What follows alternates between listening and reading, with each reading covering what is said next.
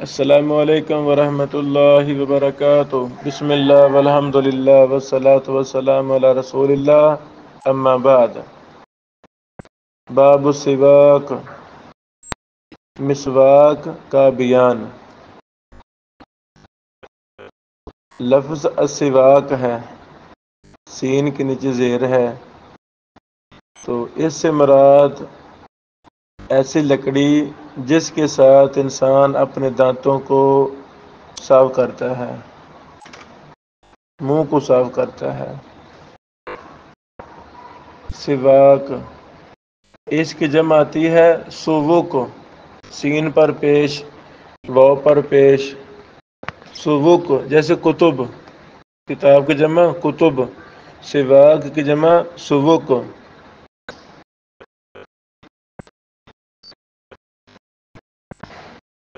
حدیث نمبر 46، قال حدثنا قتيبة بن سعيد عن سفيان عن أبي زناد عن الأعرج عن أبي هريرة رضی اللہ تعالیٰ عنہ یرفعہ، وہ اس حدیث کو مرفوع بیان کرتے ہیں۔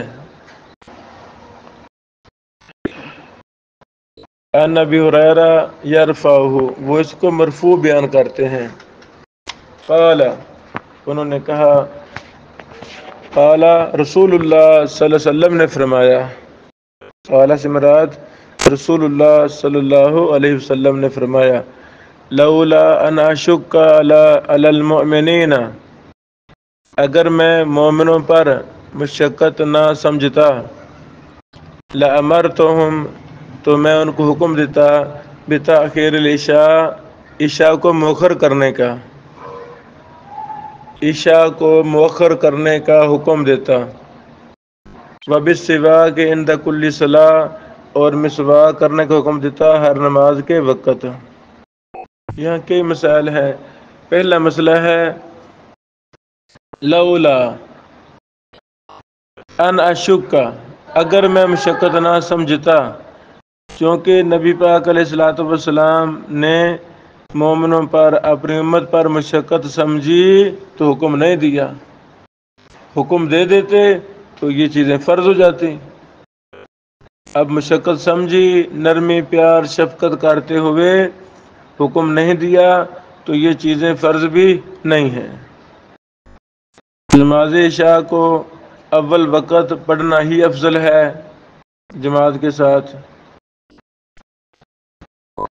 لیٹ کر کے پڑھنا یہ افضل نہیں ہے، لیٹ کر کے پڑھنا افضل نہیں۔ ہاں بمر مجبوری، سویا رہ گیا انسان، کے سفر ہے وغیرہ وغیرہ تو لیٹ بھی پڑھ سکتا ہے۔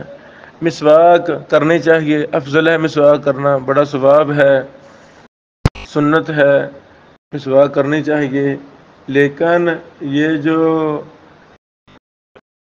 فرض کہنا یہ درست نہیں ہے، مستحب ہے، سنت ہے۔ سند، پہلے راوی ہیں قتیبہ بن سعید، یہ ثقہ ہیں، بہت بڑے امام اور محدث ہیں، پیچھے گزر چکے ہیں۔ سفیان سے مراد سفیان بن عیینہ ہے، ابو محمد الکوفی، امام بن عیینہ بہت بڑے امام اور محدث تھے۔ وہ بیان کرتے ہیں ابو زناد سے، زا کے نیچے زیر پڑھنی ہے۔ ابو زناد کا نام عبداللہ بن ذکوان المدنی ہے، یہ بھی ائمہ محدثین میں سے ایک تھے۔ امام احمد بن حنبل نے کہا ابو زناد کے بارے میں، ثقۃ امیر المؤمنین، ماشاءاللہ، ثقۃ امیر المؤمنین۔ امام ابو حاتم رازی نے کہا ثقۃ فقیہ صاحب سنہ۔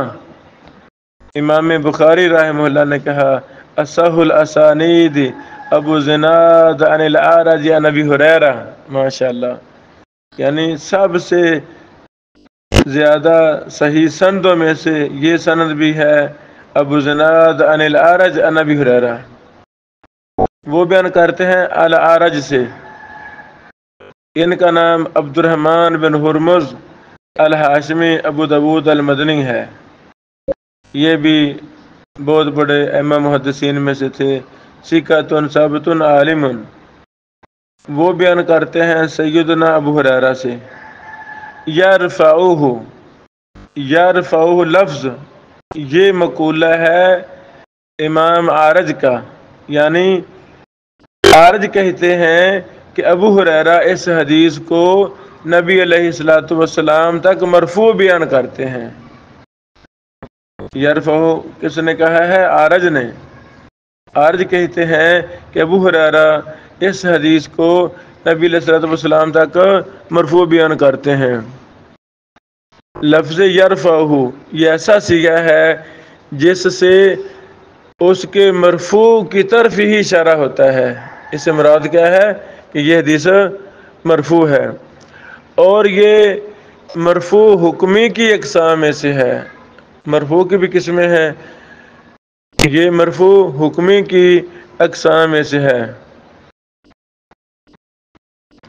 جیسے کوئی تابعی کہے صحابی کے بارے میں یرفع الحدیث، یہ حافظ ابن حجر رحمہ اللہ نے اس کی وضاحت کی ہے۔ یہی حدیث یہ حدیث صحیح مسلم کی ہے، الحمدللہ صحیح حدیث ہے، یہ حدیث صحیح مسلم کی ہے، اور صحیح بخاری صحیح مسلم کا نام ہی کافی ہے، اور یہ صحیح حدیث ہے۔ صحیح مسلم میں لفظ ہے، صحیح مسلم کے اندر الاعرج عن ابی ہریرہ عن النبی صلی اللہ علیہ وسلم، لو جی، یعنی ابو داؤد میں لفظ یرفعہ ہے، یرفعہ، جبکہ صحیح مسلم میں کیا لفظ ہے؟ ان الاعرج عن ابی ہریرہ عن النبی صلی اللہ علیہ وسلم۔ باقی اس حدیث کا معنی بالکل واضح ہے کہ مسواک اس کا بہت زیادہ اہتمام کرنا چاہیے، اور نماز عشاء کو اول وقت ہی پڑھنا افضل ہے۔ ہاں بمر مجبوری لیٹ بھی ہو جائے تو سویا رہے انسان سفر سے، تو پھر آدھی رات تک پڑھ سکتا ہے، آدھی رات تک نماز عشاء کو پڑھ سکتا ہے۔ مرآت المفاتیح مشکات کی بڑی زبردست، اللہ اکبر، علم و تحقیق فقہ اور ہر فنون سے بری ہوئی ہے، کوئی ایسا فن نہیں ہے جس پر بحث نہ ہو۔ مرآت المفاتیح میں نامکمل ہے محدث عبید اللہ رحمانی مبارک پوری رحمہ اللہ کی، لیکن جو ہے کمال ہے، اللہ اکبر۔ اس میں انہوں نے تفصیلی بحث کی ہے کہ نماز عشاء کا وقت آدھی رات تک ہے، آدھی رات تک ہے۔ حدیث نمبر 47، جو مسئلہ 46 میں ہے وہی 47 میں ہے، سند اور ہے۔ 47 نمبر حدیث، قال حدثنا ابراہیم بن موسیٰ قال اخبرنا عیسیٰ بن یونس قال حدثنا محمد بن اسحاق عن محمد بن ابراہیم تیمی عن ابی سلمۃ بن عبد الرحمن عن زید بن خالد الجہنی قال سمعت رسول اللہ صلی اللہ علیہ وسلم۔ زید بن خالد الجہنی فرماتے ہیں میں نے سنا رسول اللہ صلی اللہ علیہ وسلم سے، آپ فرما رہے تھے لولا ان اشق علی امتی، اگر میں اپنی امت پر مشقت نہ سمجھتا، لامرتہم بالسواک، میں ان کو حکم دیتا مسواک کرنے کا، عند کل صلاۃ، ہر نماز کے وقت۔ قال ابو سلمہ کہتے ہیں فرأیت زیدن، میں نے سیدنا زید کو دیکھا، یجلس فی المسجد، وہ مسجد میں بیٹھتے تھے، وَإِنَّ السِّوَاكَ، بے شک مسواک، من اذنہ، اس کے کانوں سے، موضع القلم، قلم کے رکھنے کی جگہ پر ہوتی تھی، من اذن الکاتب، لکھنے والے کے کان سے۔ اور بھائی جب لکھتا ہے نا کوئی مصنف ہو تو وہ لکھتے لکھتے تھک جاتا ہے یا کوئی کتاب کھولنی ہے تو قلم یہاں کان پہ رکھ لیتا ہے، تو سیدنا زید رضی اللہ تعالیٰ عنہ اپنے مسواک کو یہاں رکھتے تھے۔ فَكُلَّمَا قَامَ إِلَى الصَّلَاةِ، جب کبھی وہ نماز کی طرف کھڑے ہوتے، استاقا، وہ مسواک کرتے۔